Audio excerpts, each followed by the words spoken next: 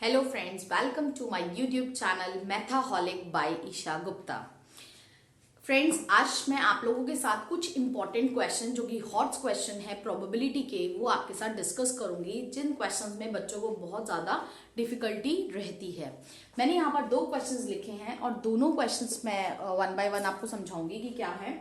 Question is, what is the probability of getting 53 Sundays in a non-leap year?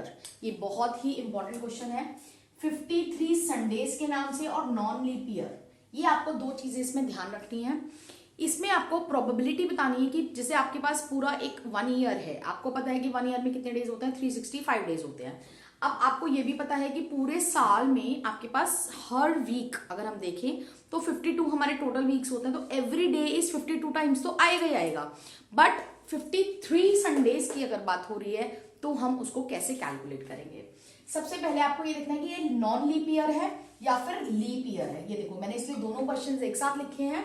इधर same question है, what is the probability of getting 53 Sundays in a leap year, यहां पर है non leap year. तो सबसे पहले आप solution कैसे करेंगे, number of days in non leap year. I hope आपको पता है कि नॉन लीप ईयर और लीप ईयर में फर्क क्या होता है। लीप ईयर होता है जिसमें एक दिन ज्यादा होता है, और नॉन लीप ईयर आपका रेगुलर ईयर जो ईयर होता है। तो नॉन लीप ईयर में आपके कितने डेज होंगे, 365, और लीप ईयर में आपके पास एक दिन एक्स्ट्रा हो जाएगा। पहले हम एक समझते हैं, उसके बाद हम दूसरे पर जाएंगे। And in number of days in 1 week, 1 week में आपके पास कितने डेज होते हैं, 7 डेज। सबसे पहले हम क्या करेंगे, इसको डिवाइड करेंगे। 7 365, 7 5 are 35, here it is 1 5 7 2 are 14 and here remainder is 1। अब रिमाइंडर इज 1 का मतलब है कि 52 तो आपका प्रॉपर आ गया, तो यानी कि 52 तो वीक्स है, तो सारे डेज 52 तो होंगे ही होंगे। अब सारी बात आती है इस 1 डे के ऊपर। ये जो 1 डे रिमाइंडर है ये क्या होगा।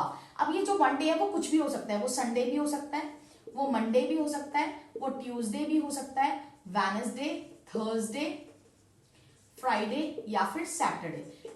लेकिन इनमें से कोई भी एक ही होगा ना, सारे तो नहीं हो सकते, क्योंकि only 1 day is left here. तो अब वो 1 डे यानी कि अब हमें चाहिए कि वो 53 संडे ही हो, यानी कि हमारा जो फेवरेबल आउटकम है वो क्या है, संडे ही होना चाहिए। And total outcomes are there 7, तो यहां पर टोटल आउटकम्स 7 होंगे। Favourable outcomes is only 1, which is Sunday here. So probability getting 53 Sunday is favorable is 1, total is 7. So our answer is 1 by 7. This is our answer.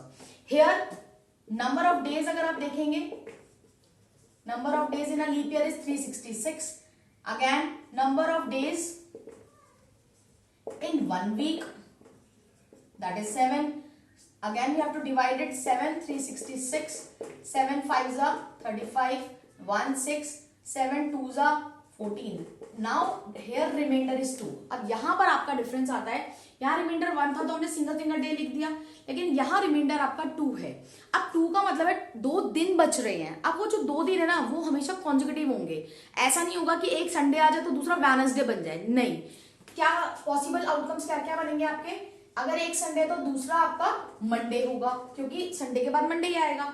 अगर Monday है तो दूसरा दिन Tuesday होगा, अगर ट्यूसडे है then Wednesday है then Thursday है देन फ्राइडे, एंड फ्राइडे है देन सैटरडे, और सैटरडे अगर आ गया तो नेक्स्ट संडे। अब यहाँ पे क्वेश्चन है कि प्रोबेबिलिटी ऑफ 53 संडेज, यानी कि हमारे जो फेवरेबल्स होंगे वो होंगे जहां पे संडे आ रहा है। तो संडे आपका एक तो इस केस में आ रहा है और एक आपका लास्ट केस में आ रहा है, यानी कि 2 जगह आपका संडेज आ रहे हैं।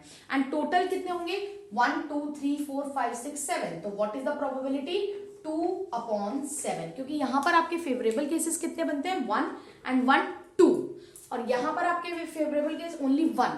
तो इधर probability is 1/7 and here probability is 2/7। अगर आपका ये ऑब्जेक्टिव टाइप क्वेश्चन में आता है तो अगर आपको माइंड में रिकॉल है तो आप डायरेक्टली आंसर उसको लगा सकते हैं।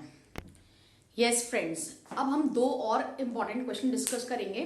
First question is, 2 sisters having same day birthday in a year. मान लो मैं और मेरी सिस्टर, हम दोनों का बर्थडे सेम डे आता है, और एक्चुअली में हम दोनों का सेम डे ही आता है, ठीक है। अब सेम डे बर्थडे आए इन अ ईयर, उसकी प्रोबेबिलिटी क्या होगी वो हम कैसे कैलकुलेट करते हैं। सपोज ये एक इवेंट हमने इसको ई के लिए कंसिडर कर लिया। अब एक बात बताओ, सेम डे बर्थडे आए, पहली बात तो आपको ये देखना है कि इस ईयर में कितने डेज होंगे। यहाँ पे ना आपका नॉन लीप ईयर या लीप ईयर कुछ मेंशन नहीं है।